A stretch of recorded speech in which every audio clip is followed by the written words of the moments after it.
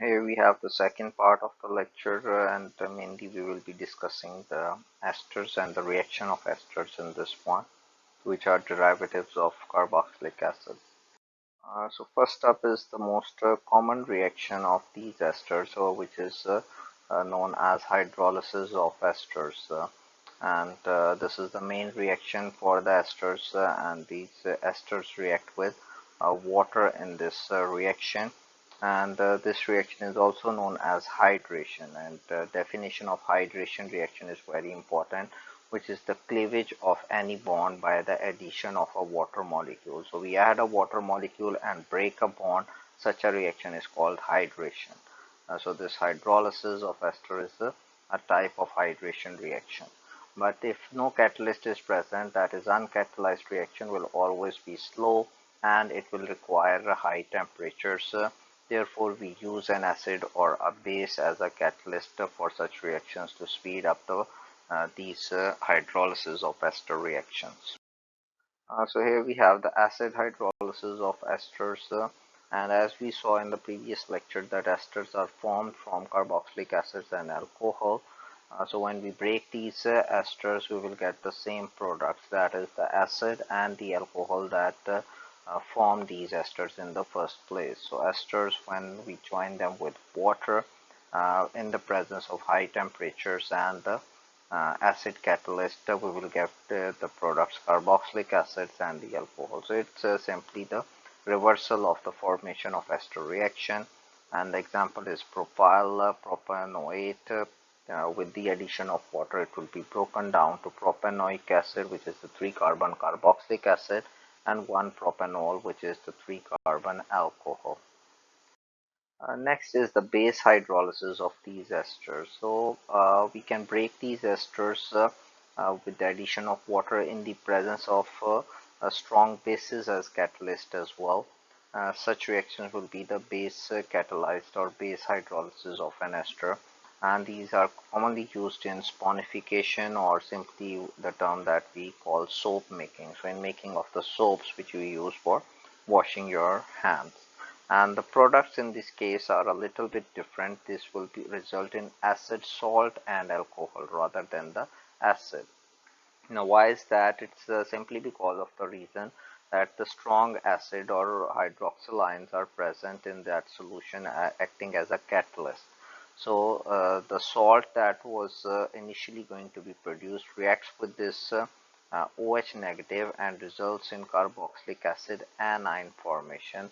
The second product, alcohol, is the same whether it's acid hydrolysis or the base hydrolysis, but this carboxylic acid is going to be changed into carboxylic acid anion because of the presence of the base inside that solution that is catalyzing the reaction. So next is the saponification process, which is an important process in the soap making industry. So saponification, which is also called soap making, is simply the base catalyzed hydrolysis of the carboxylic acids, which in this case are fats, or to be specific, they are the glycerol triesters.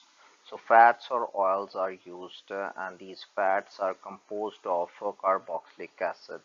These three pink groups that you see are actually the carboxylic acids or fatty acids that are joined with the molecule of glycerol. Therefore, it's called triglyceride.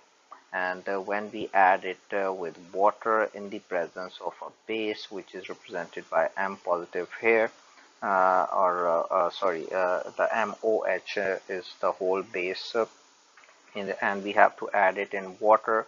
High temperatures will be used, and the products will be glycerol, which is smallest of the alcohol, and the soap, which is mixture of the carboxylic acid salts. So plenty of carboxylic acid salts will be produced here, which will basically be acting as the soap, basically, that is used for washing of the hands. So this is the you can say the chemical reaction that is involved in soap making, known as saponification. Simply, this whole reaction is base catalyzed hydrolysis of the fats. So a simplified, you can say, version of sponification where we have used this small ester joined with a strong base in the presence of water, and the products will be ethyl alcohol, which is the 2-carbon alcohol in this case, and the salt that is basically formed because of joining of the sodium ions with the carboxylate ions is known as the soap in this reaction. So sodium stearate is an example of the soap that is commonly produced by this saponification process, and it simply has the sodium Na plus or the sodium ion, which we take from the base, and this long chain carboxylic acid, which is in this case stearic acid, used 18 carbon atoms long fatty acid. So when it undergoes the base hydrolysis, it gives us sodium stearate, which is an example of the soap. So how does this soap basically helps us in washing the hands or washing the clothes, and what is the mechanism of action of the soap basically? So we can see if the water has got a soap with it, as you do it every day, and especially these days, I'm sure you guys are washing your hands a lot. So we take the soap basically, and the wiggly lines, you can see these red zigzag lines that are present here. Let me just highlight them. So these wiggly lines represents the long carbon chains, just like we saw in the previous one, the stearic acid, which had a long hydrocarbon chain. So this long hydrocarbon chain of the soap molecule, basically, these are the red lines, and because they don't like water, therefore all the grease and the dirt that is present on your hands or your clothes, if you are washing your clothes, they will surround or they will be attracted to these wiggly lines. So particles of the oil and the grease or dust or whatever kind of impurity is there, that will be surrounding these wiggly lines, so they get attached to it basically, and that is how the soap basically works, that the dirt particles or the grease will be attracted to these longer carbon chains of the soap, and that is why it will be taken away or washed away from your hands or the clothes or whatever material you are washing with the soap. So here we have a sample problem pretty similar to or the concept. If you have gotten, then it shouldn't be an issue. So here we have got an ester, which is a derivative of this a benzene ring, and its hydrolysis in the aqueous acid. So we are doing the acid hydrolysis basically with the help of water. So when the water will react with this ester basically, the products are going to be the carboxylic acid and the alcohol. So on the alcohol part, which is right here, let me highlight it. This one will be broken away, and the rest of this will make the acetic acid basically, as it is the 2-carbon part of the carboxylic acid. So it will join now with the OH group and make the acetic acid, and this one will take the hydrogen and make the alcohol. Here we have some other derivatives of the carboxylic acid. So acid chlorides and acid anhydrides. These are examples of derivatives of carboxylic acids. Acid chlorides are derived from carboxylic acids when we take away the OH group of the carboxylic acid, which was supposed to be present here, and replace it with the chlorine atom. So they are simply going to be named. We have to take out the oic acid because it's not an acid anymore, or not the typical one at least, and we have to replace it with the OYL chloride. So any carboxylic acid, when its OH or hydroxyl group is removed and we replace it with the chlorine, it becomes an acid chloride. And the typical example for this one, which was uh, the 2-carbon acetic acid, it has become ethanoyl chloride will be the name of this one after putting this chlorine in instead of the OH group, which is so acetic acid was the 2-carbon carboxylic acid. We take out the hydroxyl group, put in the chlorine, so it becomes ethanoyl chloride instead of ethanoic acid, or the acetic acid common name. Similarly, we have other examples as well. This is 3-bromo-propanoic acid, so it is now known as 3-bromo-propanoyl chloride, and similarly 4-chlorobenzoyl chloride instead of 4-chlorobenzoic acid, which was there if this chlorine was not present and hydroxyl group was present, as in the carboxylic acid. So how are these acid chlorides produced, or how are they made in the laboratory? So we are going to react the carboxylic acid with a compound known as thionyl chloride, or SOCl2, which is the thionyl chloride formula. It reacts with any carboxylic acid, and we will get the product as acid chloride. So in this scenario, benzoic acid will become benzoyl chloride, and the other two products are sulfur dioxide gas, which is got a very bad smell, and hydrogen chloride acid will also be produced in this one.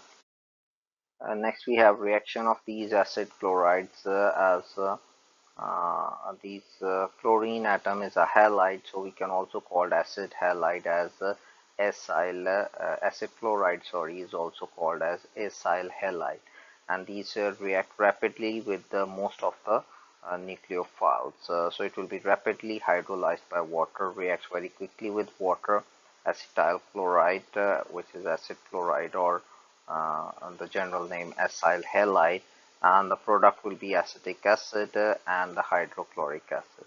It also reacts with the alcohols to form esters, so benzoyl chloride reacts with the methyl alcohol, and the products are methyl benzoate, which is an ester, plus again the hydrochloric acid.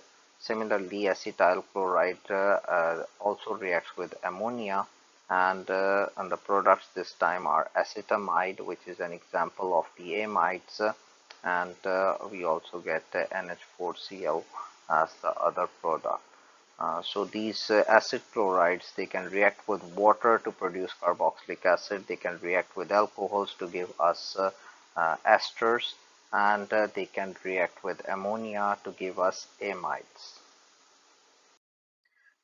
Here we have a reaction of the acid chlorides, and the acid chloride is toluene chloride. When it reacts with diethylamine, it gives us the product diethylamtoluamide, which is shortened as DEET in capital letters. Now this one is very commonly used as an insect repellent. It's a common ingredient of the insect repellent that we commonly use to put it on our skin, so that the mosquitoes and other insects will stay or remain away from it. So to repel the insects, this DEET is commonly used, which is a derivative from the acid chloride. Next, we have a class of compounds that are known as acid anhydrides, and again these are derivatives of carboxylic acids, and we can see the general formula of these carboxylic acids. Two carboxylic acids are joined together to make this acid anhydride, and a water molecule is removed from it when these two carboxylic acids join together. Anhydride simply means something without water. So water has been removed when we join these two carboxylic acids. That is why the name is anhydride. And one variety of these anhydrides is called the symmetrical anhydrides, and these are the ones which have both the acyl groups are the same. So the R1 and R2 will be the same, whether it's acyl group, acetyl group, ethyl group, propyl group, means similar carbon atoms are there, or the same acyl group, then we will call it a symmetrical anhydride. And we name them by simply replacing the acid at the end of the name of the carboxylic acids which were joined, and replace it with the anhydride at the end of it, like ethanoic anhydride, which was two ethanoic acids joined together and water was removed, so we call it ethanoic anhydride. And similarly, two benzoic acids joined together to make a benzoic anhydride. So as we saw in the previous slide as well, acid anhydrides are formed when we react two carboxylic acids together. So two carboxylic acids react to give us the acid anhydride, and H2 or water is removed from it, hence the name anhydride. These anhydrides are very reactive as well, and they will undergo nucleophilic acyl substitution. That is, the R group will be replaced by a nucleophile. So we have a typical example, acetic anhydride. It can react with water and give us the two products, that are the two acids that made basically this acetic anhydride. So this is basically the reverse reaction of the formation of anhydride.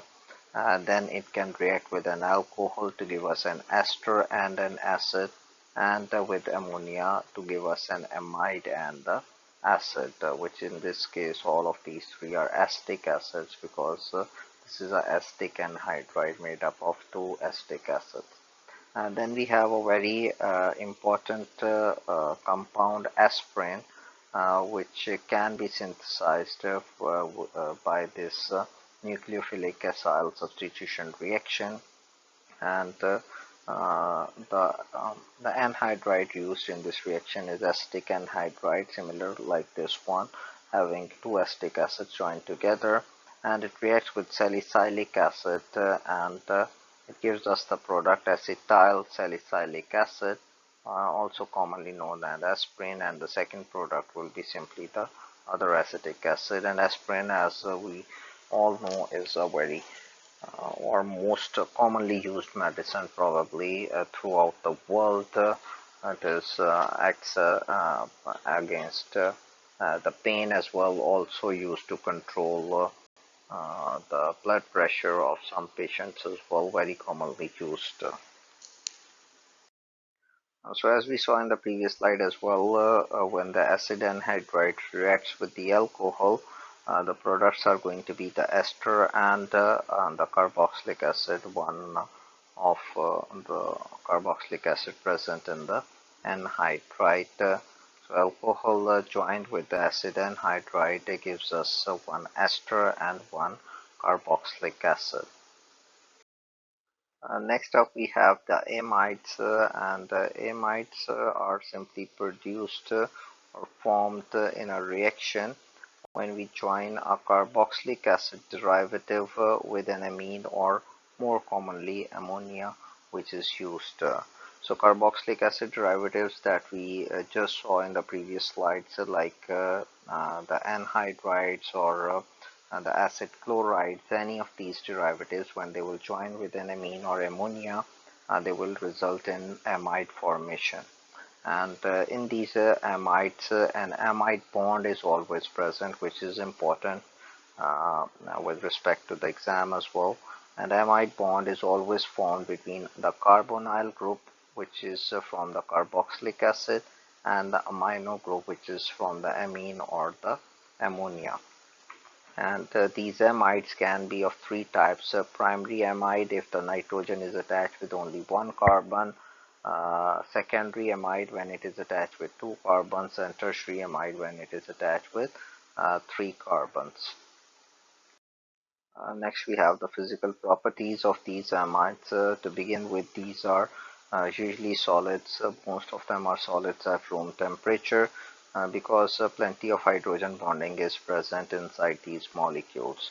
They are not bases, to remember, and there is strong intermolecular hydrogen bonding present between the nitrogen hydrogen bond of one amide and the carbon oxygen bond of the other amide, and they are very stable molecules with very high boiling points, and they are quite soluble in water as well.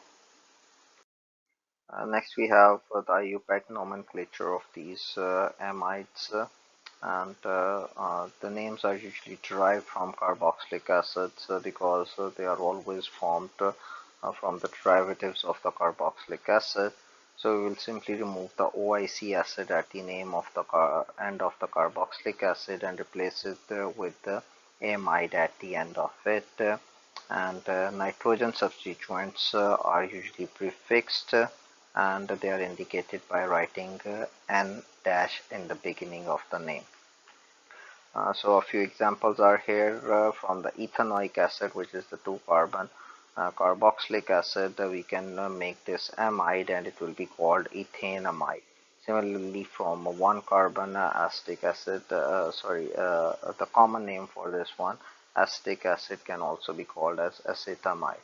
Similarly, the 3-carbon propanoic acid will make a propanamide, and for the substituents, like this one has got a methyl branch or a methyl substituent present at the amino group, so it will be called N-methyl propanamide. Similarly, this one N-propyl hexamide. Next, we have the preparation of these amides, reactions that will result in amide formations.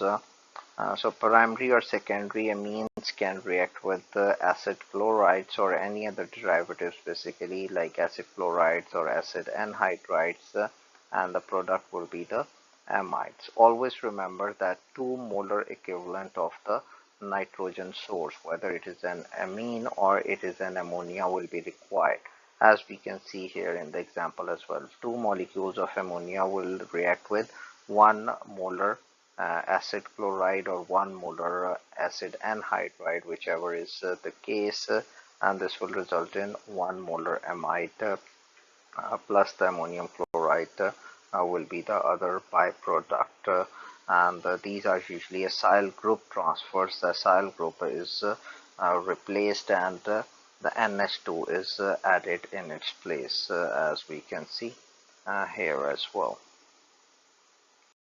So last couple of slides are a preview of the amino acids, proteins, and the protein synthesis, which you are going to, which we will discuss in plenty of details next year in biochemistry, as there are plenty of lectures on amino acids and proteins.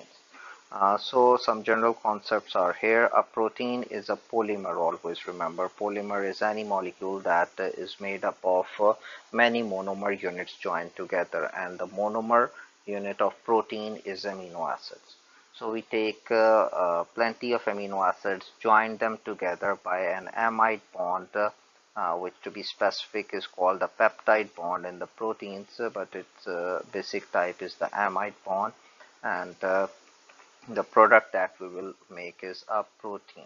So one protein can have like 50, 100, some big proteins even have 5, 600 or even more than that amino acids that are all joined together with the amide bond, and the the amino group and the carboxylic group are the two groups that will be bonded together in this amide bond. Water is always lost in this reaction.